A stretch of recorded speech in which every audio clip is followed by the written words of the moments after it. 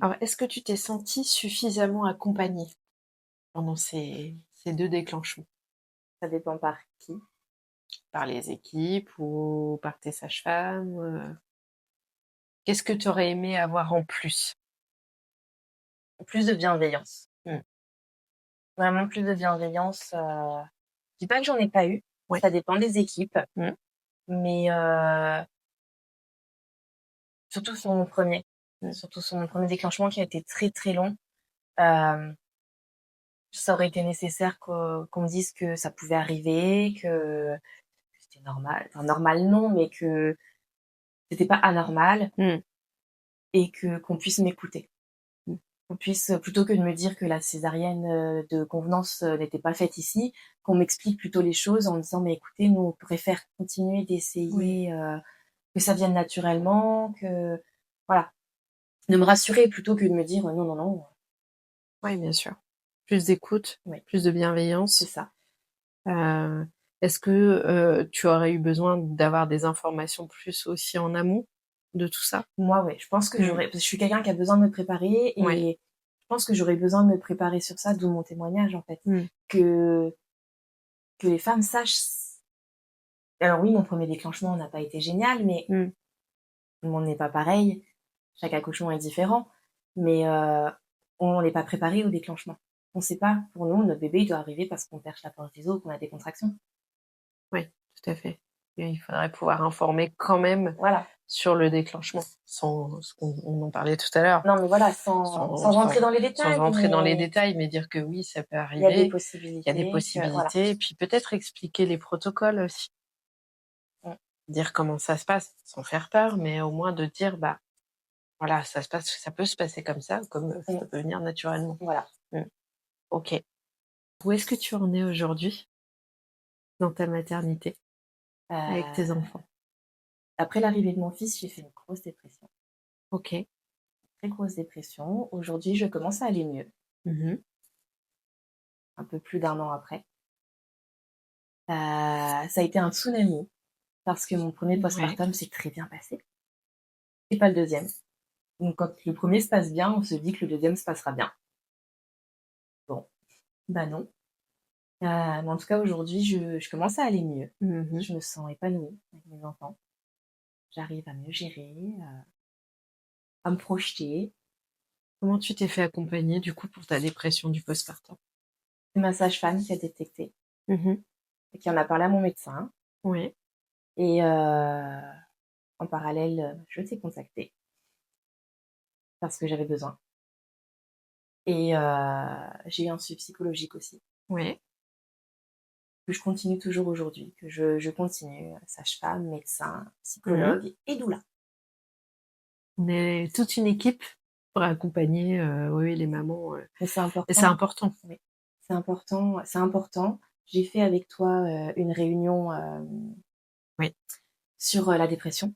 oui, tout à fait. On s'est rencontrés avec des mamans et ça m'a fait du bien aussi de Oui. pouvoir, me dire que je n'étais pas seule, que ça n'arrivait pas qu'à moi et que Mmh. tout ce que je ressentais à ce moment-là, c'était légitime et que ça peut arriver et qu'il faut surtout pas rester enfermé. Oui, c'est pouvoir, libérer la parole et puis Ouais, dire: «Bah, je suis pas toute seule à vivre ça». c'est ça. C'est, Ce qui m'arrive, ouais, ça peut ça arriver. peut arriver. Mmh. Ça peut arriver et il faut pas rester seul. Il faut s'entourer et il faut vraiment s'entourer et ne pas rester seul et en parler. Oui, c'est important, et puis, voilà, tu disais que tu étais accompagnée par plusieurs personnes et c'est vraiment hyper important parce qu'il faut, qu'on soit plusieurs à pouvoir accompagner. On n'a pas moi, en tant que doula, je suis là pour, t'apporter l'écoute, mais la psychologue va t'apporter d'autres choses, d'autres, Ouais, c'est voilà, c'est toute une équipe, autour, pour accompagner les mamans qui sont ouais, en dépression. Heu, moi-même, j'en ai connu une et j'aurais aimé avoir cette équipe-là autour de moi. Et je sais ô combien c'est important de pouvoir libérer la parole aussi là-dessus, donc c'est hyper important que tu puisses en parler aujourd'hui et puis dire aux mamans que, là, tu vois, tu as plus de recul ouais, aujourd'hui et tu te sens de mieux en mieux, donc voilà. c'est, Mais en tout c'est cas, elles hyper sont pas important. seules. Elles sont pas seules. c'est Ça ça. peut être long quand on est dedans, Ouais. ça peut paraître très long. Mmh. On se dit qu'on n'y arrivera jamais, Mmh.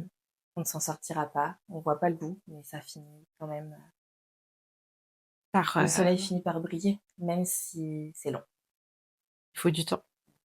Quelles ont été tes belles victoires? Dans ta maternité ou dans tes accouchements, ou même par rapport à la dépression d'ailleurs? Heu, Mes belles victoires, ça a été de pousser très rapidement. C'est peut-être pas grand-chose, mais à côté de déclenchements très longs, C'est important. les poussées très rapides, Ouais. une victoire. Parce que, voilà, Eh en oui, 4 à 6 poussées, mes enfants étaient là. super, Ça, c'était génial. Dans ma maternité, je dirais mes allaitements. J'ai allaité ma fille 13 mois et mon fils 12 mois. super. Ouais. Ça, c'est chouette et bravo, pour avoir allaité en dépression. Je le redis, Merci. vraiment, parce qu'il y a plus d'une maman qui aurait, lâché l'affaire et franchement, bravo, bravo, bravo. Quels ont été tes moments les plus difficiles? Dans ta maternité ou dans les déclenchements aussi? Alors le plus dur, ça a été de partir à la maternité pour accoucher de mon fils Ouais. et laisser ma fille Mmh. et devoir se partager. Mmh. D'avoir déjà un enfant, le deuxième qui arrive, moins de temps pour le premier, le Mmh. petit qui a besoin. Vouloir donner la même chose au plus petit, comme ce qu'on a pu donner au premier, mais Mmh. ne pas y arriver puisqu'on a déjà un enfant. Ça, Ouais. c'est très dur. Devoir se partager, en fait. Ouais. Mmh. Mmh. Et on m'a souvent dit que c'était plus dur de passer de 1 à 2 enfants Mmh. que de 0 à 1.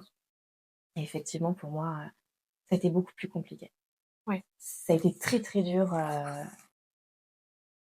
De de me partager, mmh. d'avoir du temps avec chacun.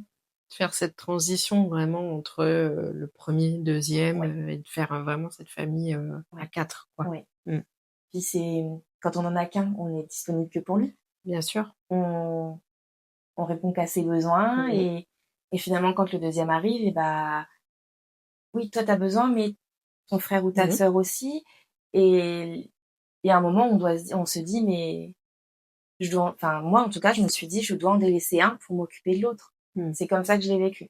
Ouais, c'est comme ça que tu as vécu Oui les choses à ce moment-là. et inversement, Mmh.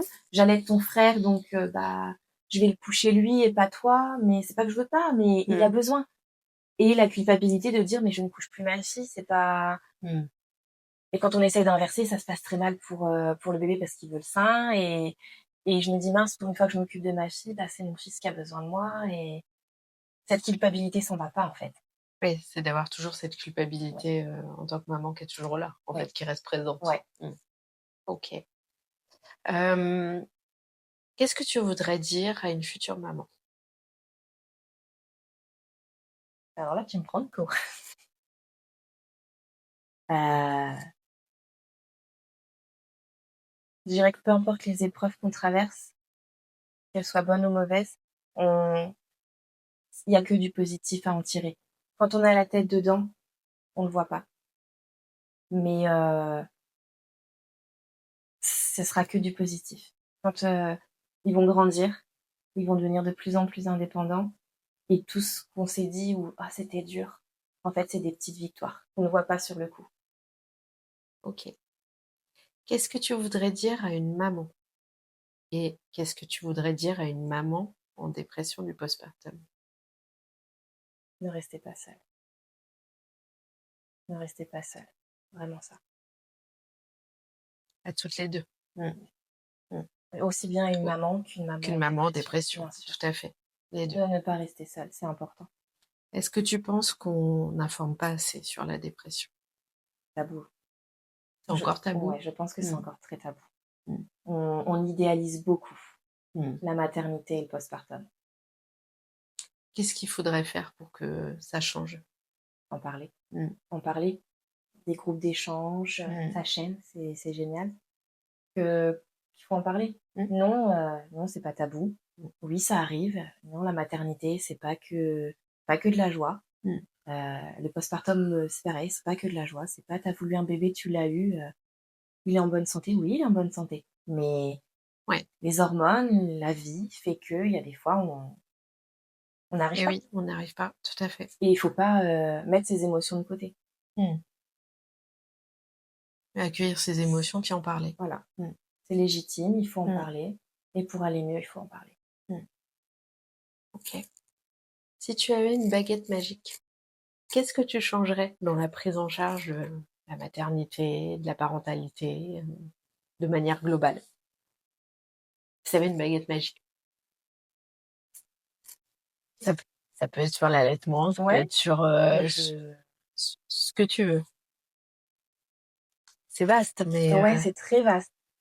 après tu peux faire en fonction de ton vécu. Si toi tu as vécu le déclenchement, qu'est-ce qui pourrait être, changé à ce moment-là? Qu'est-ce que toi tu changerais? Ou la dépression, du fait J'enlèverais le déclenchement tout court. ouais! Ça n'existerait pas dans Ça mon monde n'existerait merveilleux. pas, voilà. Non, je sais pas. Une baguette magique pour... Oh, c'est OK. Ouais. Parce que c'est un tout, en fait. Ouais, Ça reste un tout. Moi, j'ai vécu du coup des choses négatives sur mon ouais. deuxième postpartum, mais je pense que ça m'a fait grandir aussi. Mmh. Donc, sans ça, il y aurait pas eu Ouais, toute la remise en question qu'il y a eu par rapport tout mon personnel, ouais, à ma vie privée. oui, Et donc, sans cette dépression, je pense qu'il y aurait beaucoup de choses qui n'auraient pas changé. bien sûr. Donc, même si c'est très dur, sur la finalité, ça apporte du Ça positif. apporte du Ouais. positif. Même si quand on est dedans, on le voit pas. OK. Mais c'est top, c'est OK. Et si tu devais t'adresser au gouvernement, qu'est-ce que tu leur demanderais pour, améliorer, le quotidien des mamans, des parents, de la maternité, de la parentalité? Ouais. Un congé maternité plus long. Ouais, Avant, déjà, et ouais, après. Parce que même si avant, c'est pas assez avant. S'arrête, on est à 8 mois et demi, c'est pas celles qui arrivent c'est tenir court. jusque-là. Enfin voilà, il Oui, n'y a bien pas que sûr. le congé maternité du après, c'est Oui. avant et après. Mmh. Même 16 semaines, Oui, 10, c'est 16, ça. 16. 16. Enfin, c'est C'est assez c'est court. dérisoire. Mmh. Mmh. C'est dérisoire. Oui, que ça soit sur le avant et sur le Ouais, après. sur OK, le avant et sur le après. OK. Un petit mot de la fin? Merci. Bah, merci à toi, surtout. Merci. Avec grand plaisir.